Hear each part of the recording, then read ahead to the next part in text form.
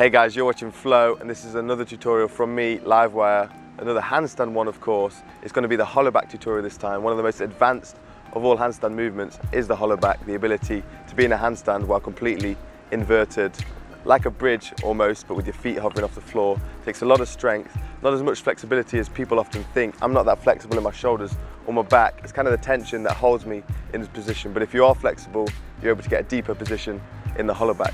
Anyway, we're going to start off with a warm-up, because it's very important to warm up for a Hollowback. It's a lot of tension throughout the body in a position that it's really not used to holding. So it's very important that you warm up the shoulders, elbows, wrists, and the most important structure to warm up is the spine. There's a lot of weight from your upper spine all the way to your lower spine as you're hanging there in the Hollowback position. So it's really important that you do a thorough warm-up with this, otherwise you're going to pull some muscles, maybe pull some joints out of place. Start off with swinging the arms forwards and backwards to warm up the shoulders.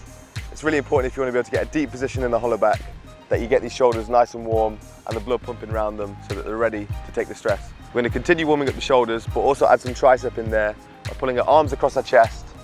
Lock your elbow into your forearm of the other hand and pull that out while pulling backwards with your shoulder to stretch out the shoulder and the tricep. After this, we're going to put our arms behind the head, one at a time.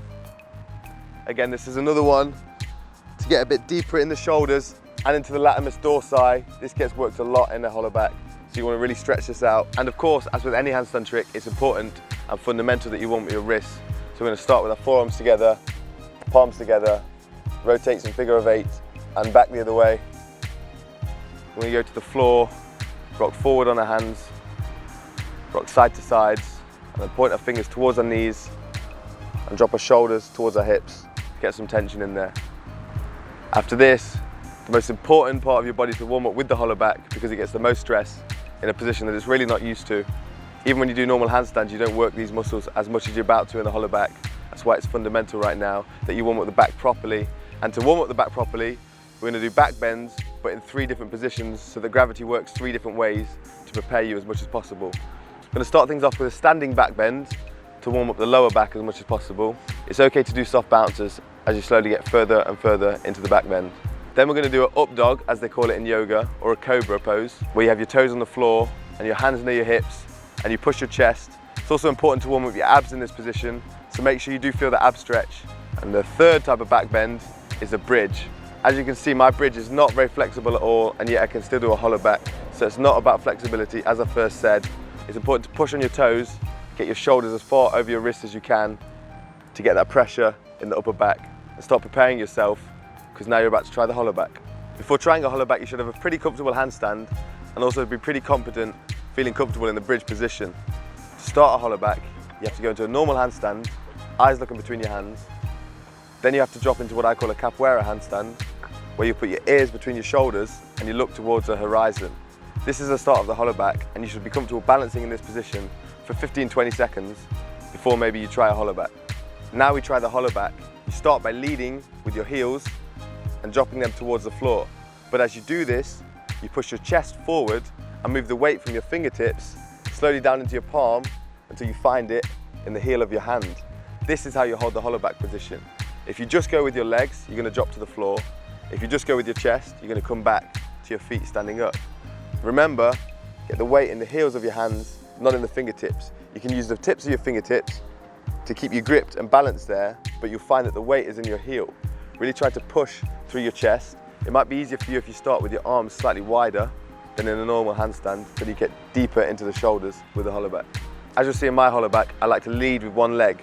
This way it's easier to balance as you keep the center of gravity with the other leg that's bent closer to the center of your body. It may also benefit you to practice against the wall, doing a handstand, looking through with your head, walking your hands out, and then slowly dropping your feet, and find that tipping point where you can tap your toe away and still remain balanced, and get used to how it should feel with the weight on your heel of your hand and the deep bend in the shoulders. The way I learned the Hollowback was I saw a video of an Australian breakdancer doing a Hollowback, and I filmed myself from side on of me doing a Hollowback, and then compared the two until I could see where my balance was and what little adjustments I needed to make to match his position. If you think you're ready to try a Hollowback, you should be comfortable falling out of a handstand every which way. When it comes to falling out of a Hollowback, there are only really 2 ways you can do it.